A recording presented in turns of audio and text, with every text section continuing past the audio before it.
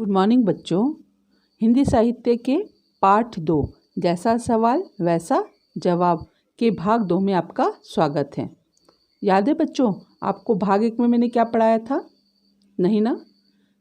चलो फिर से पाठ की पुनरावृत्ति कर लेते हैं, है ना।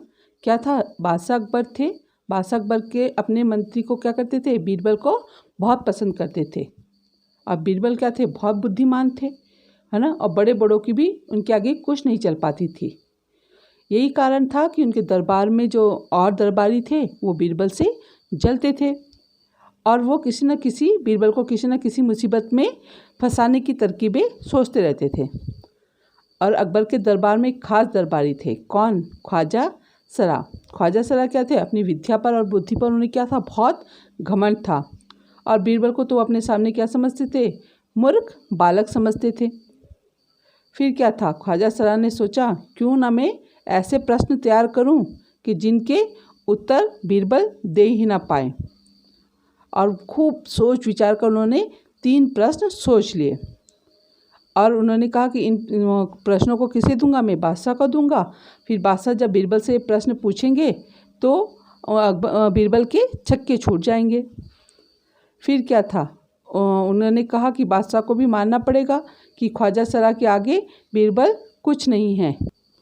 फिर क्या था? अगले दिन ख्वाजा साहब ने अपने कपड़े पहने, दाढ़ी को सहलाते हुए अकबर के पास पहुंच गए और उन्हें प्रणाम करते हुए बोला उन्होंने कि बीरबल क्या है? बुद्धिमान बनता है और आप भी उनकी जो लंबी चौड़ी बातें बोलते हैं वो उसमें आप भी फंस जाते हैं।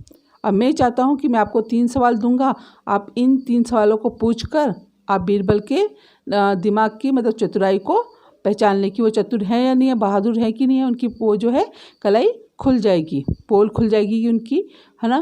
ख्वाजा के अनुरोध करने पर अकबर ने फिर बीरबल को बुलाया और बीरबल से कहा कि आपसे ख्वाजा साहब क्या 3 प्रश्न पूछना चाहते हैं और क्या आप उनका उत्तर दे सकोगे? तो बीरबल ने क्या कहा कि महाराज ज़रूर दूंगा, खुशी से पूछे, मुझे तो कोई एतराज़ नहीं है। ख्वाजा साहब ने अपने तीनों सवाल लिखकर बादशाह को दे दिए थे, है ना। फिर अकबर ने बीरबल से ख्वाजा का जो पहला प्रश्न पूछा था, क्या पूछा था? संसार का केंद्र कहाँ है? बीरबल ने तुरंत जमीन पर अपनी छड़ी गाड़कर उत्तर दिया, यही स्थान चारों ओर से दुनिया के बीचों बीच में पड़ता है।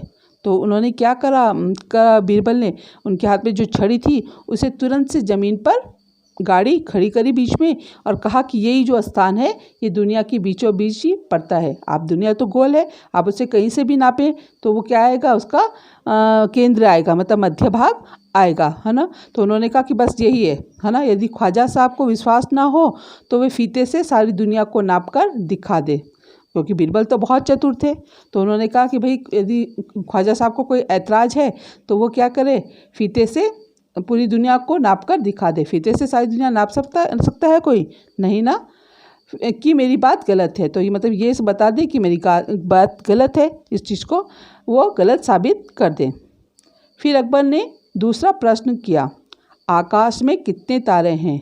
तब जो ख्वाजा ने अकबर को दूसरा प्रश्न दिया था तो वो उन्होंने बीरबल से पूछा, आकाश में कितने तारे हैं? बीरबल ने एक भेड़ मंगवा कर कहा, इस भेड़ के शरीर में जितने बाल हैं उतने ही तारे आसमान में हैं। तो बीरबल ने क्या कहा? एक भेड़ मंगवाई और कहा कि इस भेड़ के शरीर में जितने बाल हैं उतने ही आसमान में तारे हैं। ख्वाजा साहब को इसमें संदेह हो तो वे बालों को गिनकर तारों की संख्या से तुलना कर ले। तो बीरबल तो बहुत चतुर थे। उन्होंने कहा कि यदि ख्वाजा साहब को कोई दिक्कत है, कोई प्रॉब्लम है तो वो क्या करें? इस भेड़ के शरीर में जितने बाल हैं उन्हें गिने और तारों की संख्या से तुलना कर लें। अब अकबर ने तीसरा सवाल किया।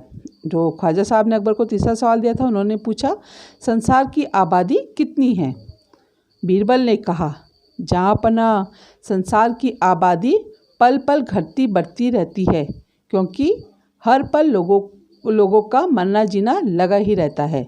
उन्होंने क्या कहा कि जहाँपना मतलब महाराज संसार की आबादी क्या होती है? आबादी में जनसंख्या, जहाँ पर लोग रहते हैं कि पल पल हर समय घटती बढ़ती रहती है, क्योंकि हर पल लोगों का मरना जीना लगा रहता है, कि पल पल में लोगों का जीना और मरना लगा रहता है।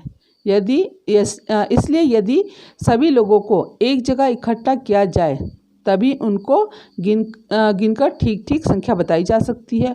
तो उन्होंने क्या कहा कि संसार के जितने लोग हैं उन सबको एक जगह पर इकट्ठा किया जाए और तभी उनको गिन कर ठीक से पूरी संख्या बताई जा सकती है।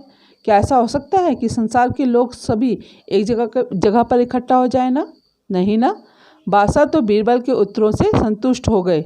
बादशाह को तो मालूम था कि बीरबल बहुत चतुर है, उनके उत्तरों का तो कोई जवाब दे ही नहीं सकता, है ना। लेकिन ख्वाजा साहब क्या थे, नाक भौं सिकुड़कर बोले, मतलब असंतुष्ट होकर बोले कि ऐसे गोलमाल जवाबों से काम नहीं चलेगा जनाब। उन्होंने कहा भाई इस तरह के आंसर जो आप उत्तर दे रहे हो इनसे कोई काम नहीं चलेगा। बीरबल बोले, ऐसे सवालों के ऐसे ही जवाब होते हैं। यदि तुम इस तरह के प्रश्न पूछोगे तो मैं इसी तरह के आपको उत्तर दूंगा। पहले मेरे जवाबों को गलत साबित कीजिए, तब आगे बढ़िए। तो बीरबल तो चतुर थे, उन्होंने कहा यदि आपको कोई प्रॉब्लम है मेरे उत्तरों से तो आप ऐसे करिए, पहले इन्हें गलत साबित करो तब आगे बढ़ना, तब बोलना मुझे कि मैंने गलत दिया है उत्तर। ख्वाजा साहब से फिर कुछ बोलते नहीं बना। फिर क्या था, ख्वाजा साहब की बोलती बंद हो गई।